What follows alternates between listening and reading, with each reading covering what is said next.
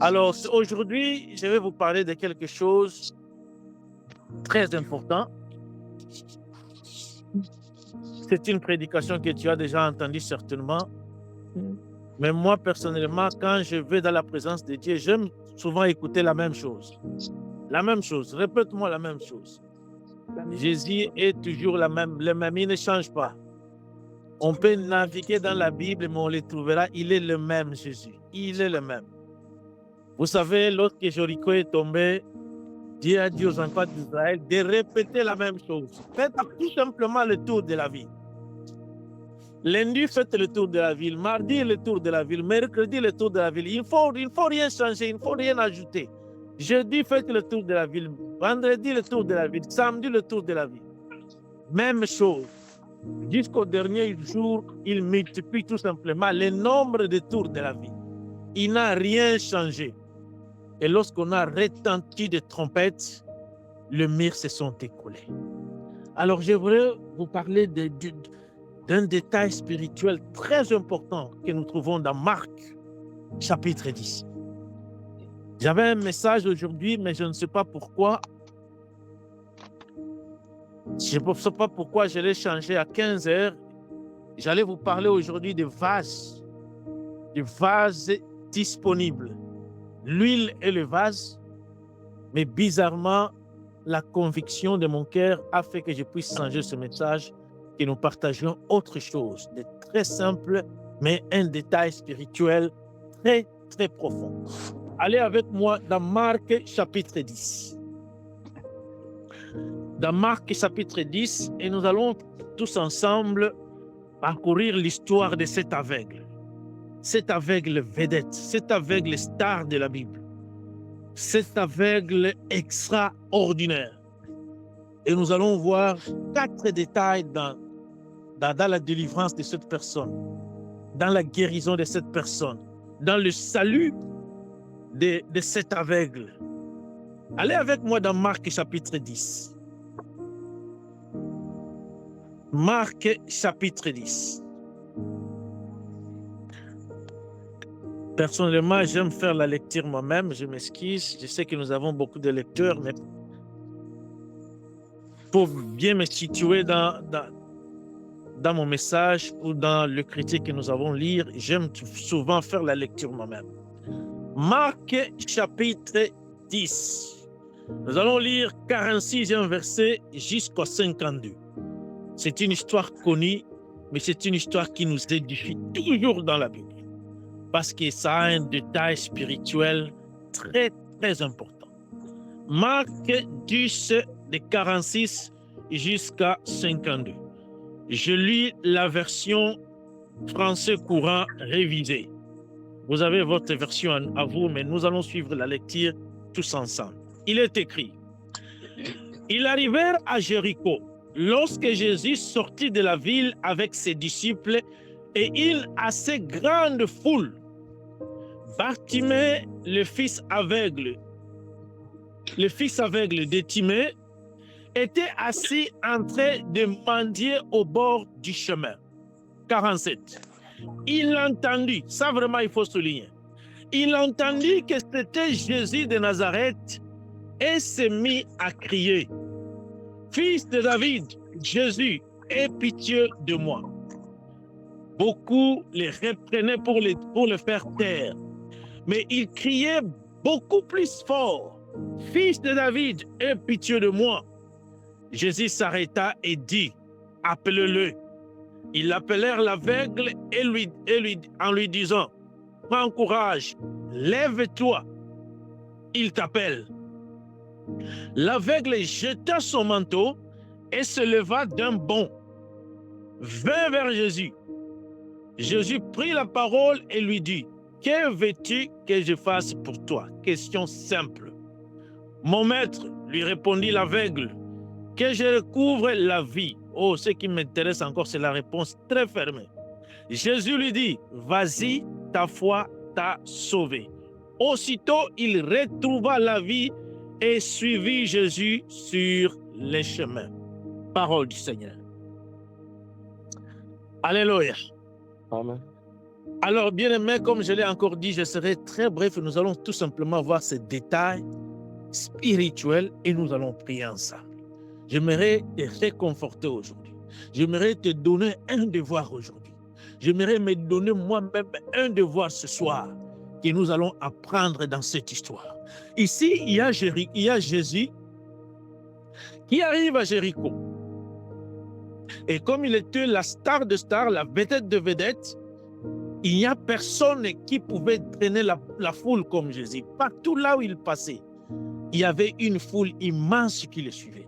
Et ici, aujourd'hui, on nous dit qu'arrivé à Jéricho, Jésus sortit de la ville avec ses disciples et une assez grande foule les suivit. Et dans cette grande foule que Jésus est en train de drainer au derrière de lui, on nous donne un détail, il y avait quelqu'un qui était assis quelque part, qu'on appelle Bartimée. Et ce Bartimée, nous ne savons pas qui, mais il y a de ces personnes qui viennent vers lui et lui informer qu'il y a quelqu'un qui va passer aujourd'hui ici. Et tout à l'heure là, je pense qu'il leur avait posé la question, c'est qui cette personne? On lui dit, cette personne s'appelle Jésus de Nazareth. Oh, c'est tout comme détail que vous avez à me dire. Non, non, non, on voulait ajouter quelque chose. Il fait des miracles. Il recouvre la vie des aveugles. Il fait marcher le boiteux. Il ressuscite le mort. Il guérit le malade. Alors, tout dépend de toi. Mais c'est ça l'information que nous te donnons. Il va passer par ici. Il s'appelle Jésus de Nazareth. Cet aveugle Bartimée, il ne voit pas. Il ne sait pas Jésus. Il ne sait pas comment est-ce qu'il ressemble. Mais il s'est dit au-dedans de lui, waouh, ça peut être une opportunité pour moi. Mais le premier détail que j'aimerais tout simplement que nous puissions remarquer, un détail que beaucoup lisent la Bible, mais ils passent au-delà de ce détail. C'est qu'il y a de ces personnes-là qui se sont donné l'audace d'informer Bartimée. Bartimée n'avait pas connu de lui-même que Jésus va passer par là. La Bible dit qu'on lui a informé que Jésus va passer par ici. Bien-aimé, et c'est cela les détails que je voulais partager avec vous. Ici, il y a quelqu'un en besoin. Et il y a quelqu'un qui va passer par là, qui peut résoudre ses besoins, qui peut satisfaire ses besoins, qui peut résoudre ses problèmes, qui peut délivrer cette personne. Mais il y a de ces personnes-là qui se donnent seulement le courage. Non, nous, ce que nous allons faire, nous allons tout simplement l'informer. Nous allons lui donner, ne serait-ce que l'information qu'il y a quelqu'un qui est capable de te sortir de cette situation, de cette mendicité qui t'a cloué de ce lieu il y a de cela des années et des années durant. Alors, j'aimerais nous dire que et lorsqu'on lui parle de Jésus, on lui pointe directement à Jésus. Ce n'est pas nous, mais c'est cet homme-là qu'on appelle Jésus de Nazareth. Ça, on appelle ça l'évangile. On appelle ça, en termes simples et en français facile, on appelle ça la bonne nouvelle. Quand on parle à quelqu'un de Jésus et on pointe Jésus, on lui pointe Jésus, c'est cette personne-là, c'est celui-là qui peut te sortir de cette situation, qui peut te guérir aujourd'hui, qui peut stopper cette mendicité, qui peut te sortir de cet opprobre, de cette honte, de cette maladie, de cet aveuglement. On l'appelle Jésus.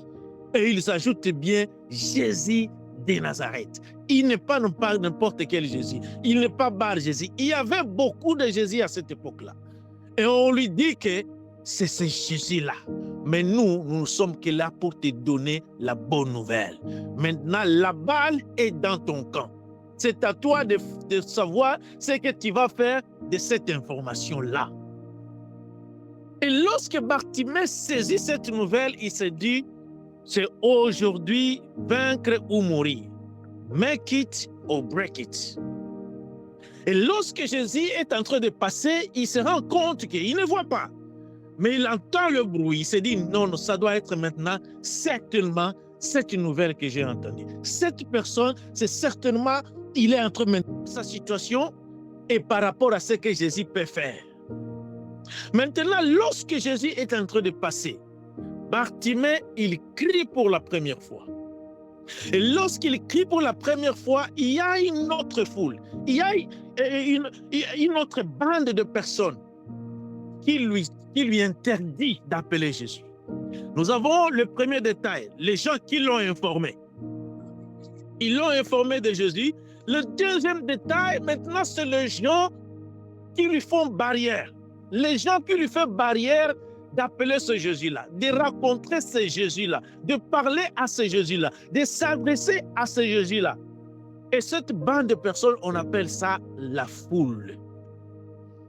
Et lorsque Bartimée crie pour la première fois, Jésus de Nazareth, fils de David, aie pitié de moi. Et la foule, la Bible dit qu'il lui reprenait pour le faire taire. Mais lorsqu'on lui reprend pour le faire taire, qu'est-ce qu'il va faire? Lui ne stoppe pas, il ne change pas les méthodes, mais sauf que ce qu'il fait, il amplifie la volume. Il crie, la Bible dit, il crie encore très fort. Et lorsqu'il crie encore très fort, c'est alors que le maître écoute. Moi, je suis certain que lorsqu'il a crié pour la première fois, Jésus a entendu. Jésus a entendu et il a fait semblant. Et Jésus a entendu les gens l'interdire ou les gens, comment est-ce qu'ils lui reprenaient de ne pas crier sur le maître ou de ne pas l'adresser. Mais Jésus, il garde son calme et il fait semblant, c'est comme s'il n'entend rien. Et lorsque Bartimée amplifie la volume, cette fois-ci, la foule ne l'interdit plus. Cette fois-ci, c'est Jésus maintenant qui saisit la situation. Et écoute ce qu'il lui dit. C'est Jésus maintenant qui l'appelle. Il dit, fils de David. Il ajoute un détail profond. On ne parlera pas de ça aujourd'hui parce qu'on n'a pas vraiment beaucoup de temps. Mais il cria beaucoup plus fort, fils de David, aie pitié de moi. Jésus s'arrêta. Directement, Jésus s'arrête. Pour la première fois, Jésus n'a pas arrêté. Certainement, il a entendu. Ça, c'est moi qui parle. La Bible ne le souligne pas. Jésus s'arrêta et dit, appelle-le. Jésus s'adresse aux mêmes personnes qui reprenaient Bartimée de ne pas crier au maître. Il dit, appelle-le. Ils appelèrent l'aveugle et lui dirent, prends courage, lève-toi, il t'appelle. L'aveugle jeta son manteau et se levant d'un bond vint vers Jésus. Alors nous voyons ici, quand vous lisez bien l'histoire de la Bible, bien-aimés dans le Seigneur, toutes ces personnes qui ont cherché le miracle auprès de Jésus, il y a un détail important qui s'interposait toujours entre la personne et Jésus qu'on appelle la foule. Il y avait toujours la foule. Lorsque Zachée a voulu rencontrer Jésus, il y avait la foule. Lorsque cette femme à la perte de sang pendant 12 ans durant voulait toucher la robe de Jésus, la Bible dit il y avait tellement la foule, mais elle s'est dit je vais me faufiler. Zachée s'est dit je vais monter sur l'arbre qu'on appelle les sycomores. Un homme riche, un homme qui était le chef des publicains. Il avait un statut social très élevé, il était riche, il ne manquait de rien, mais il s'est dit, comme cette foule m'interdit, comme cette foule s'interpose entre moi et Jésus, et comme je suis de la petite taille, je vais monter sur cet arbre. Vous allez voir que toutes ces personnes faisaient toujours la même formule, défier la foule.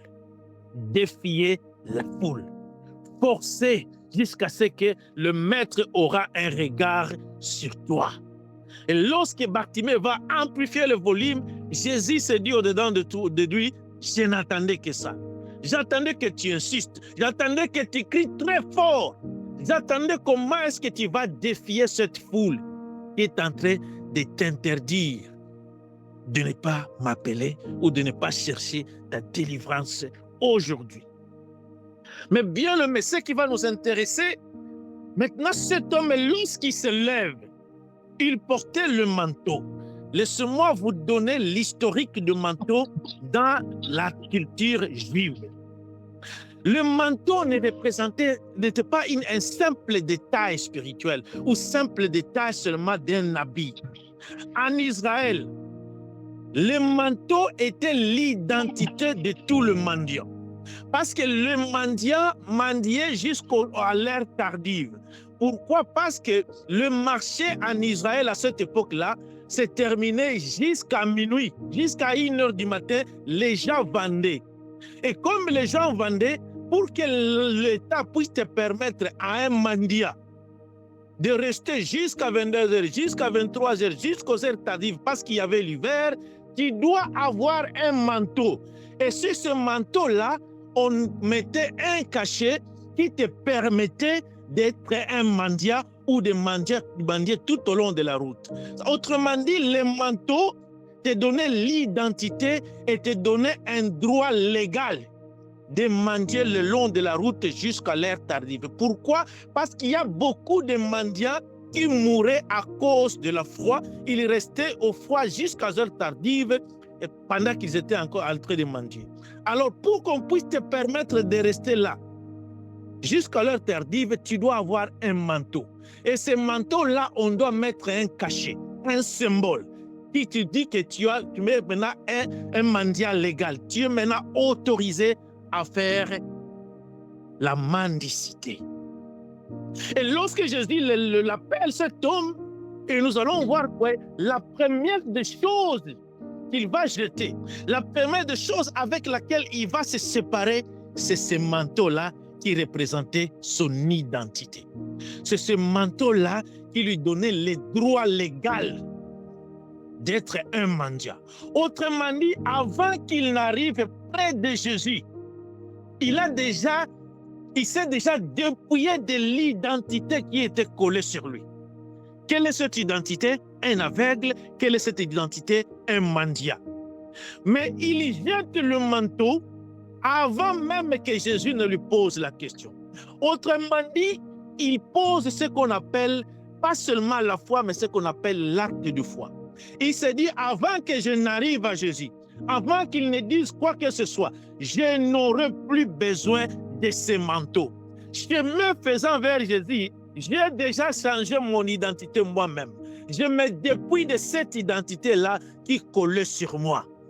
Et cette personne va se dépouiller de cette identité. Il va jeter son manteau, ce manteau qui le couvrait, ce manteau qui le protégeait, et ce manteau qui était une identité pour lui. Et lorsqu'il avance sans manteau, il devient léger, il devient sans identité. Chemin faisant, lui-même essaie déjà de donner une autre identité. Et lorsque Jésus voit cela, et lui-même, il va nous le signifier à la dernière ligne de ce passage, quand Jésus l'appelle, il lui dit, « Qu'est-ce que tu veux que je fasse pour toi ?» Il dit que je recouvre la vie. Et Jésus lui dit quelque chose de très merveilleux. Jésus souligne la foi de cette personne. Il lui dit, ta foi t'a sauvé. Jésus connaissait la culture. Jésus savait que représentait le manteau pour un aveugle et pour un mendiant. Et lorsque Jésus voit cette personne, la première des choses qu'il fait, il amplifie la volume. La deuxième des choses qu'il fait, il se dépouille. Il se dépouille de ce manteau-là qui était devenu une identité, une protection pour lui. Le manteau-là qui était une source de revenus pour lui. Ça, le manteau, il n'allait pas avoir le droit d'être un mendiant tout au long de la route. Et lorsque le Seigneur lui pose la question, il répond avec lucidité. Il répond plus clairement que possible. Il ne va ni à gauche ni à droite. Et lorsque le Seigneur voit ça, il lui dit, ta foi t'a sauvé. Alléluia. Donc, j'aimerais conclure tout simplement en te donnant d'abord cette responsabilité ou ce devoir. Moi et vous, nous avons le devoir, bien-aimé, de parler de Jésus, d'annoncer la bonne nouvelle. toute cette personne-là que toi tu connais, il a un besoin de délivrance, il a un besoin de recouvrement de vie, il a un besoin de quelque chose qui vient de Jésus, que seul Jésus peut faire. Il a un besoin de la guérison, il a besoin de salut. Nous devons prendre ces personnes-là, les informer et les pointer Jésus. Jésus à la croix, Jésus mort et ressuscité, Jésus qui est monté à la droite du Père et qui est vivant et qui continue toujours à guérir aujourd'hui, à délivrer, à faire marcher le boité, à ressusciter le mort. C'est Jésus qui nous fait du bien, qui nous sauve, qui nous protège, qui nous garde. Nous avons la responsabilité d'annoncer la bonne nouvelle. Zachée a été informé. Cette information, il allait passer outre de cette guérison ou de ce miracle ou de ce jour de délivrance pour toute sa vie. Et lorsqu'il est informé, il s'est dit, aujourd'hui, je vais faire quelque chose. Aujourd'hui, on m'a informé et je vais prendre ma responsabilité. Je vais aller vers cette personne-là. Si tu es au milieu de nous ce soir et qu'on t'a informé de Jésus, et je te l'informe encore aujourd'hui, lève-toi de là où il est, va à la rencontre de cette personne-là, de ce Jésus. Autrement dit, je t'invite au salut. Je t'invite de le recevoir comme étant Seigneur et Sauveur. Il donne la vie et la vie en abondance. Alléluia. Amen. Mais demain pesant, nous voyons ce Jésus, il y a une foule qui s'interpose. Bien-aimé, ne sois pas parmi cette catégorie de personnes. Fort malheureusement, dans nos églises, dans la vie spirituelle, tu peux être cette personne qui dit au Bartimée de ton quartier, de ton église, de ne pas crier vers Jésus. Mais tu le fais sans le savoir, tu le fais avec ignorance. Vous savez qu'aujourd'hui, bien-aimé, il y a beaucoup de païens qui ne regardent pas seulement ce que la Bible dit, mais ils lisent notre vie. Est-ce que ma vie et ta vie peut attirer les gens vers Jésus, ou ma vie et ta vie peuvent décourager les gens à venir vers Jésus? Est-ce que mon comportement, ton comportement ne s'interpose pas comme étant une barrière de ceux qui veulent rejoindre Jésus et avoir leur salut? Alléluia. La Bible dit que comportez-vous bien devant le païen. C'est alors que vous gagnerez leurs âmes. Autrement dit, la Bible nous donne cette responsabilité. La Bible nous dit que le païen, ceux qui sont du dehors, la Bible les appelle ceux du dehors, ils sont capables de lire notre vie et de venir vers Jésus, ou de lire notre vie et se décourager de venir vers Jésus. La Bible le souligne bien que le nom de Dieu est blasphémé à cause de vous. À cause de vous. Le nom de Dieu est insulté à cause de vous. Les gens ne viennent pas vers Jésus à cause de moi, à cause de vous peut-être. Alors nous devons voir notre comportement. Est-ce que ça attire vers Jésus ou ça s'interpose, ça décourage, ça dit aux bâtiments de nos quartiers, de notre entourage, de ne pas venir vers Jésus? Et le troisième détail que nous avons dans cette histoire, Bartimée qui se dépouille de cette vie. Bien-aimé, quel est le manteau de ta vie? Peut-être que le manteau, c'est cette étiquette-là que les gens ont collée sur toi. Ils ont dit que tu n'auras pas ceci, tu ne feras pas ceci, tu ne feras pas ceci, tu ne feras pas cela. Ils ont collé tellement des étiquettes sur toi et tu les as acceptées. Mais lorsque nous t'informons de Jésus aujourd'hui, la Bible te recommande de te dépouiller de cette identité-là, de cette opprobre, de cette honte. Tu t'empêches. Chemin faisant, avant même que tu n'arrives vers Jésus, dépouille-toi de cela, dépouille-toi de cette identité, de ce doute-là, de cette faiblesse spirituelle, de ce péché qui t'accable, qui colle sur toi et qui te met tellement lourd. Tu ne peux pas arriver là où Jésus est parce que ce manteau pèse tellement sur toi. Mais Jésus n'attend que toi. Il attend que tu te dépouilles de ce manteau. Le manteau peut représenter beaucoup de choses. Ça peut être une faiblesse spirituelle. Le manteau peut être une honte. Ça peut être une opprobre. Ça peut être une identité. Ça peut être de doute. Ça peut être le manque de foi. Bartimée s'est dit que je n'aurai plus besoin de ce manteau. J'en suis certain. On m'a informé de cet homme. Lorsque je vais me rencontrer, comme il m'appelle, laisse-moi me libérer déjà de toutes choses parce qu'aujourd'hui, c'est mon jour. Je vais être léger. Quand j'arrive au-devant de lui, je vais montrer l'acte de foi en me dépouillant de la vie ancienne. Je ne serai plus mendiant jamais. Je ne serai plus aveugle. Je sais qu'aujourd'hui, je vais voir. Il se dépouille avant même que Jésus ne lui pose la question.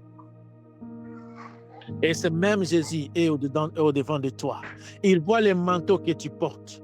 Manteau peut-être de découragement, de la honte que les gens ont collé sur toi. Tu n'auras pas ceci, tu n'auras pas cela, tu n'avanceras pas, tu n'auras pas ceci, tu n'auras pas un bon travail, tu n'auras pas un mari, tu ne mettras pas au monde, tu ne serviras pas l'Éternel, ton ministère n'ira pas de l'avant. Les gens te jugent peut-être selon tes incapacités, ils voient tes faiblesses, tu es incapable de faire ceci, ceci et cela. Ils se disent que lui là, il a un manteau qu'on a collé sur lui. Mais Jésus t'appelle et il veut que tu lui montres un acte de foi en te dépouillant de ce manteau-là, chemin faisant vers lui. Et lorsque tu arrives au-devant de lui, il te pose une question simple. Qu'est-ce que tu veux que je fasse pour toi? Nous voulons marcher avec ce Jésus.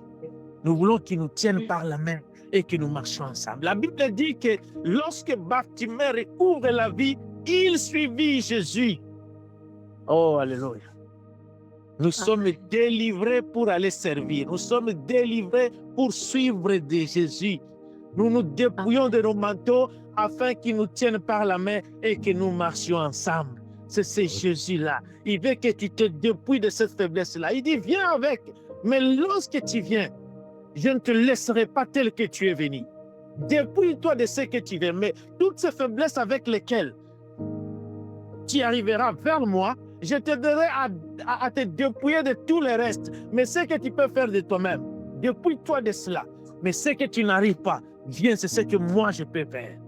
Bartimée a fait sa part, il s'est dépouillé de ce manteau-là, mais le recouvrer sa vie, il ne pouvait pas. Il a dit, maître, je fais ce que je pouvais. Je te laisse aussi le reste. Et Jésus a dit, waouh, quelle personne merveilleuse. Alors, bien-aimé, je suis un Bartimée aujourd'hui au-devant de Jésus. Et moi, je connais mon manteau à moi. Je connais toutes ces personnes qui s'interposent. Je connais toutes ces choses, toutes ces faiblesses qui s'interposent entre moi et Jésus. Je connais la foule. Mais aujourd'hui, je me dis, je vais défier cette foule-là. Aujourd'hui, j'ai entendu la bonne nouvelle. Il y a quelqu'un de merveilleux, un ami à moi qui m'a informé de Jésus. Et je me suis dit, aujourd'hui, c'est mon jour. Alléluia. Espérons que je parle à quelqu'un ce soir. Espérons que tu seras cette personne-là qui sera en train d'informer aux autres de Jésus. Tu parleras à ces Bartimée qui est tout autour de toi, dans ta famille, dans ton entourage, dans ton église, dans ton quartier, dans ta communauté. Tu lui parleras de Jésus, de la bonne nouvelle, de ce qu'il est capable de faire par rapport aux faiblesses de ces personnes qui t'entourent. Et aujourd'hui, tu ne seras pas parmi toutes ces personnes qui s'interposent entre Jésus et ceux qui sont faibles, entre Jésus et ceux qui cherchent leur salut et leur délivrance. Aujourd'hui, tu vas crier très fort. J'aime beaucoup quand Jésus demande à ses disciples, mais qui m'a touché? Les disciples disent, mais maître, comment est-ce qu'on peut savoir qu'il y a tellement la foule ici? Mais regardez le courage, regardez l'audace de cette femme à la perte de sang. 12 ans durant. Waouh! Elle s'est dit, aujourd'hui, je vais essuyer tout le monde. Sortir en étant en perte de temps, c'est essuyer tout le monde. Tu ne peux pas sortir jusqu'à ce que la perte de sang va stopper. Mais elle s'est dit, je vais toucher tout le monde, y compris Jésus. Et ce faux filet, elle a touché Jésus. Bartimée, elle a crié très fort. Zachée est monté sur l'arbre sycomore. Tout ça à cause de la foule. Et Bartimée s'est dépouillé de ce manteau qui était une identité collée sur lui. qui lui donnait une légalité de demeurer dans quelque chose de très honteux, dans la mendicité éternelle. Et lorsque Jésus l'a rencontré, Jésus lui a donné la vision éternelle. J'aimerais que nous puissions fermer nos yeux, bien-aimés, et nous allons prier. Nous allons prier selon que tu as entendu le message. J'aimerais que tu te dises tout d'abord et que toi-même tu te présentes devant le Saint-Esprit et tu vas lui dire « Aide-moi. Aide-moi à être cette personne-là qui t'annoncera au Bartimée de mon quartier, de mon entourage. Aide-moi à être cette personne-là qui annoncera la bonne nouvelle aux autres. Aide-moi à être cette personne-là qui dira aux autres « Jésus va passer aujourd'hui ici. » Bien-aimés, est-ce que nous pouvons faire cette prière ensemble? Est-ce que tu es l'annonceur de la parole? Tu es l'annonceur de la bonne nouvelle? Est-ce que tu parles aux autres de Jésus qui va passer dans ton quartier? Élevons nos voix. Que le Saint-Esprit te donne cette audace. Que tu te...